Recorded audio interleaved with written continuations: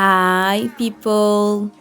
Hoje estou aqui para fazer um brownie micro-ondas, então vamos lá! Começamos por misturar todos os ingredientes. Depois levamos ao micro-ondas por 1 minuto. Para terminar fazemos a calda.